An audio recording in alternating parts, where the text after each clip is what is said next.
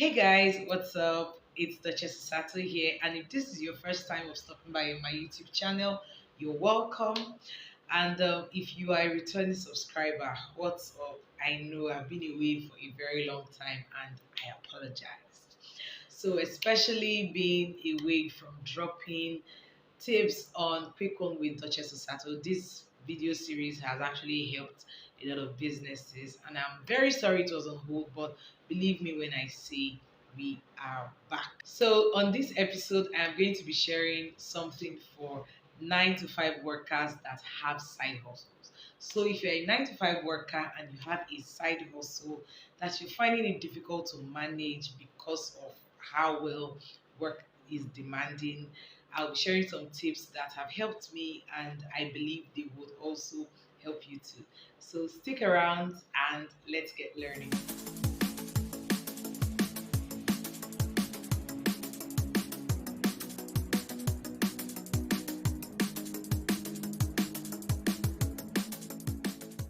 All right, welcome back. So I'm going to be sharing, like I said, tips to help you succeed in your side hustle while handling a 9 to 5 business. We all know that a good number of us in this country have more than one income source.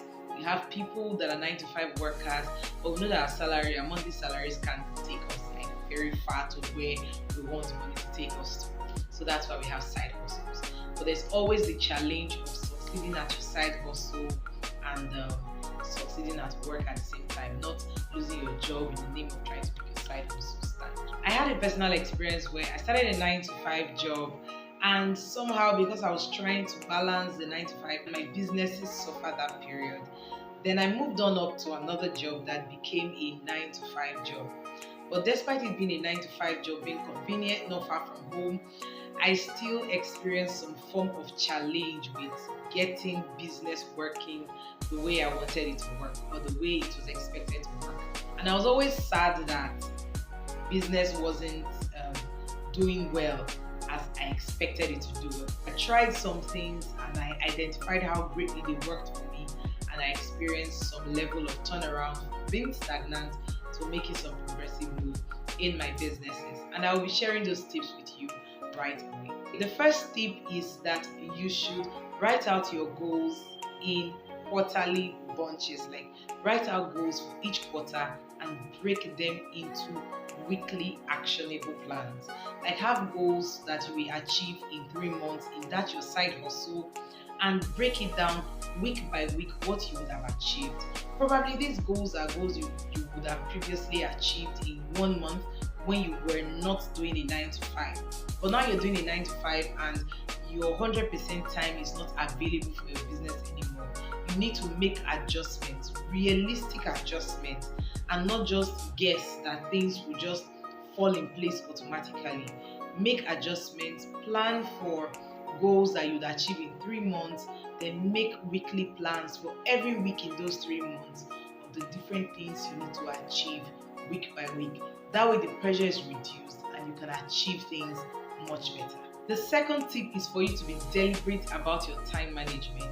Do everything in your power to minimize and finally eradicate every excuse. Yes, we say we spend time in traffic, we spend time on the road, we spend time doing other things for ourselves, and it's the same ones that are upset that our businesses are not doing well when we are not ready to make use of every little time that you can find in a day to mop up.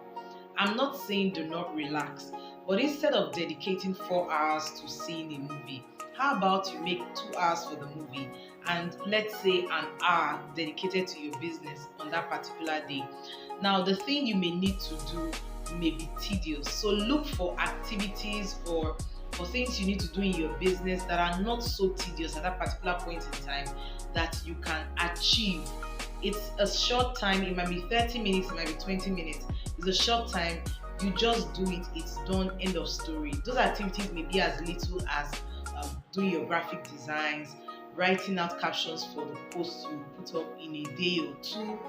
Very minimal things. It might even be as little as arranging your stock, doing inventory, counting everything you have, doing your financial records, putting all your paperwork in order for your business. You need to know that little drops of water make a mighty ocean, and the little things you do at every point in time will make a huge difference in your business. The third tip is that you should take a proper record of every time you use to do work on your business. Some of us don't even spend 1 hour in the entire month to work on our business, on our side hustles, and we are upset that nothing is happening. What you need to do is that every little time you get, something that will make you be more committed to that side hustle. If you have 10 minutes to do something, put down that record of 10 minutes. For 10 minutes, I did this particular activity for my side hustle. For 20 minutes, for 30 minutes, I did this particular activity for my side hustle. At the end of the week, you can add up all those minutes and hours, and you will see how much you have dedicated to working on your business. This is what that does for you. By the time you do that math of totaling the number of hours, minutes or hours you've spent on your business in a week, you will be the one to decide whether you are impressed or not impressed, and make the necessary adjustments to increase the time or reduce the time, whichever one works for you. But by the time you keep record of the time you spend in doing different activities for your business, you are able to be more disciplined and do everything in your power to dedicate more time, to mop up more time. It really does help you with your time management. The next tip is to keep proper financial records. Like the fact that you're running a side hustle, it's very easy for you to receive money from your side hustle and blow it, or for you to reduce your prices because you now have your 9 to 5 that brings your regular salary. Something like this happens to me recently. I run a fashion business, the Amethyst Fashion Bar, and I sell fashion accessories. The first time buyer reached out to me and she wanted to buy some fashion accessories. She chose what she liked and I gave her her price. And I gave her the price according to the price list. And she was bargaining at a price lower than what I give my wholesalers. I made her understand that I couldn't go that low, and I gave her a minimal discount, as she may call it, but it was a discount all the same. And she was insisting on doing lower than my wholesalers would buy from me. Now, because I hadn't made a sale in like 2 weeks, I was this close to giving her those products at the price she was ready to pay. But then I remembered the expenses that my business had incurred that month. I had paid for marketing, I had done some packaging upgrade, I had paid for my data, I had paid other forms of utility, I had to service some of the machinery I use, and those things cost money. And with that knowledge, it reminded me that if I give her at this price, I'm running at a very great loss and I will not get that money back. Just because I had a 9 to 5 doesn't mean that I should just be dishing out products at prices people are ready to pay. So that's the challenge a good number of us can experience, especially when we do not keep our financial records. It's very important for you when you're running a side hustle to be very strict with keeping your records, because now you have money coming from different places and the money can come in from 2 different points and leave in through 100 different points, and you will not be able to identify where money went to if you do not have a strict record. Keep a very good financial record this period. That way you can measure if the input you are putting into the business to manage your time, to spread out your goals into actionable weeks. You can tell if it's working, and you can identify what your customers are no longer tilting towards that you previously offer either as a product or as a service, and make the necessary adjustments. And last but not the least tip, I encourage you to put in the work and do well to celebrate every little win that you accomplish. I remember the first day I was able to record 1 hour of sitting down to sew scrunchies. Like, I was really excited. It was a tiny win compared to before that I spent quite some time when I wasn't doing a 9 to 5, doing all I needed to do without being bothered about the time frame to get it done. But I was able to churn out 1 hour from a busy day and sew scrunchies. It was a huge win for me. So I want you to learn to put in the work into this your side hustle.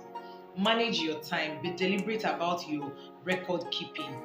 Be very, very deliberate about ensuring your business succeeds. And for every little win you make, every little achievement that is greater than zero, celebrate it. Celebrate yourself for making that a little win. And before you know it, you'll be very balanced and your side hustle will be more successful than it has been in a very long time. So guys, with that, I come to the end of this episode of Quick One with Duchess Osato. I hope you have learned a thing or two. If you have any questions, you can drop them in the comment section or shoot me an email to duchessosato@gmail.com. Also, if you'd like me to treat any topic that has to do with handling your business while doing your 9 to 5, do well to reach out to me, either dropping it in the comment section or sending me an email to duchessosato@gmail.com.